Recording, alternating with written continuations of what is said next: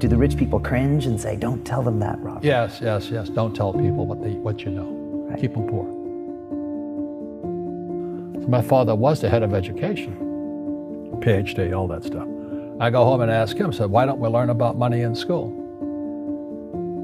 And he looked at me and says, because the government doesn't let us teach that subject. The government tells us what we can teach and what we can't teach. And I thought that was strange. And I said, but aren't we going to school to learn about money? He says, no, your job is to get a job. I said, but you get a job to earn money.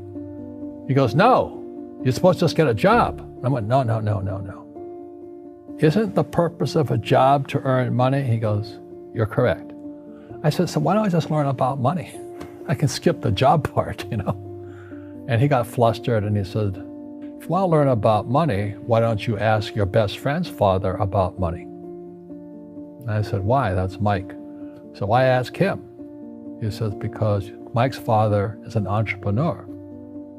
And I said, what are you? He says, I'm an employee. I'm a government employee. I went, oh, what's the difference? He says, the difference is an entrepreneur must know about money, or they're no longer entrepreneurs. And he says an employee doesn't have to know anything about money because the government will take care of them, the company will take care of them. So I'm all confused.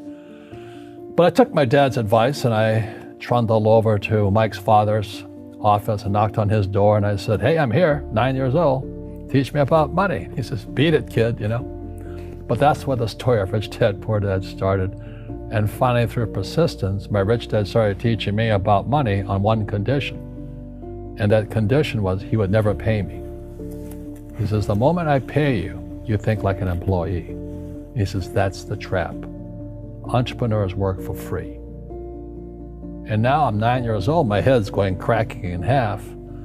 He says, you never want a paycheck. You understand that, kid? I said, okay, I got it. And he says, well, how do I make money? He says, that's what entrepreneurs figure out. It's like, so how do I learn about money?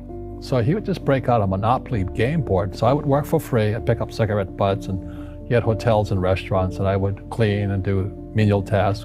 And as I got older, I started getting into office work and marketing and accounting, and I was an apprentice basically, but I always worked for free. And he would teach me about money. But the way he taught me about money was playing Monopoly. And I finally one day I got upset. I said, well, when are you going to teach me about money? He says, what do you think we're doing? We're playing Monopoly. He goes, no. What do you think we're doing? We're playing Monopoly. He says, what do you think we're doing? So I don't know. I'm teaching you about money. And then that's when, you have one greenhouse. He says, there's many formulas for great success in money. There's thousands of them, but one of the best ones is found on the game of Monopoly. It still is today. 4 greenhouses, 1 red hotel. I said, what? He says, one of the greatest ways to acquire great wealth is playing Monopoly in real life. 4 greenhouses, 1 red hotel. Well, is that all there is? He goes, that's it. And he says, what do you think I'm doing? And I went, I don't know. So then he took me out and he showed me his greenhouses.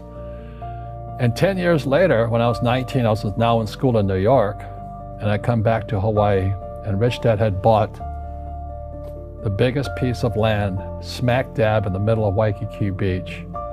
And when you go to Waikiki Beach today, you'll see the Hyatt Regency Hotel. That was his hotel. Just like the game of Monopoly. Just like the game of Monopoly. Acquired assets and they became bigger assets. He just kept what's called an assemblage, because that property wasn't that big at the time. So he had to buy out all the small guys. Because Waikiki was a little dirtwater little town. So he'd buy out this shop owner and buy that shop owner. And it took him a while, but he finally assembled this large piece of property. And then he and Hyatt put up this giant hotel. It just sold for $800 million. So that's how I learned about money.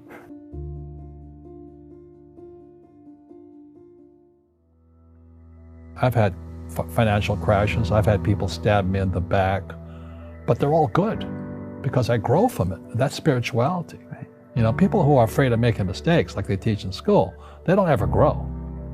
Because spirituality is there's good and there's bad, there's right and there's wrong, there's up and there's down. Most people only want to be right, they only want to be positive. Well, you can't have that. That's not reality.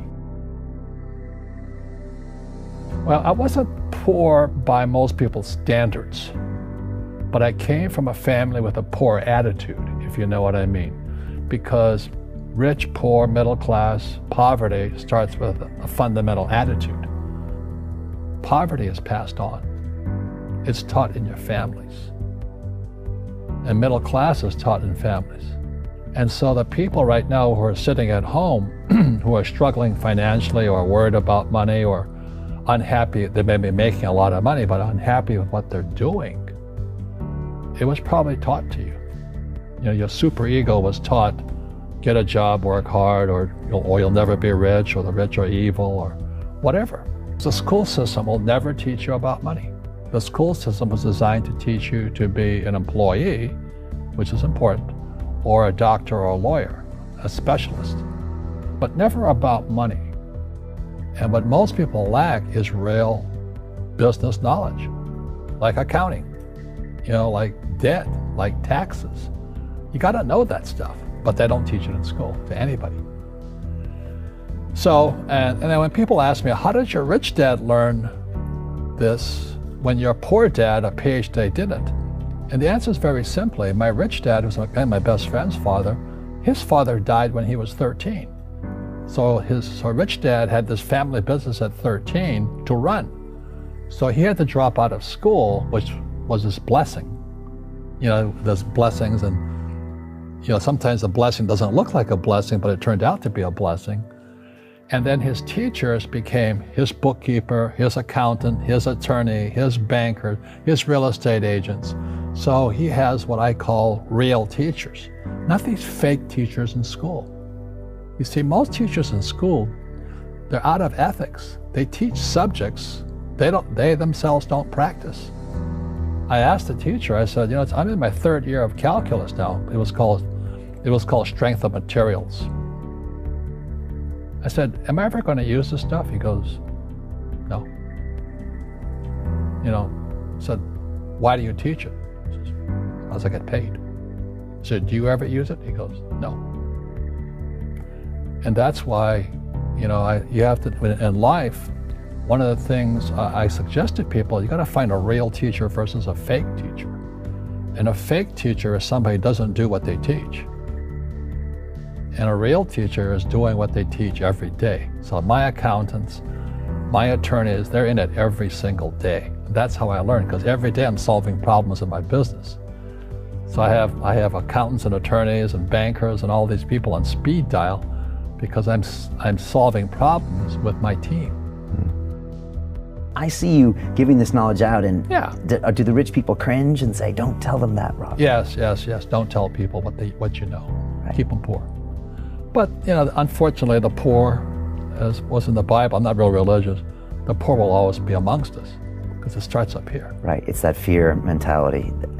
It's in their words, you know, and the words become flesh. Again, I'm not really religious. I flunked out of Sunday school also. But when they say I can't afford it or I can't do that, they go down. They become what they say. My PhD dad, he says, what do you think I am, made of money? I can't afford that. And my rich dad would say, that's why he's poor. Poor people say, I can't afford it, I can't do that, I don't have time. Because it's an escape. It's an escape, you know what I mean? It's easy to say, I can't afford it. And your rich dad used to say what instead of, I can't afford it? How can I afford it? How can I do that? You know, what would it take, or why should I do that? He says that a question opens the mind, a statement closes the mind. See, when you say, I can't afford it, your mind shuts down, and you become what you say. Rugby is a team sport, but so is soccer. The rules are different. And other people are golfers. They play by themselves.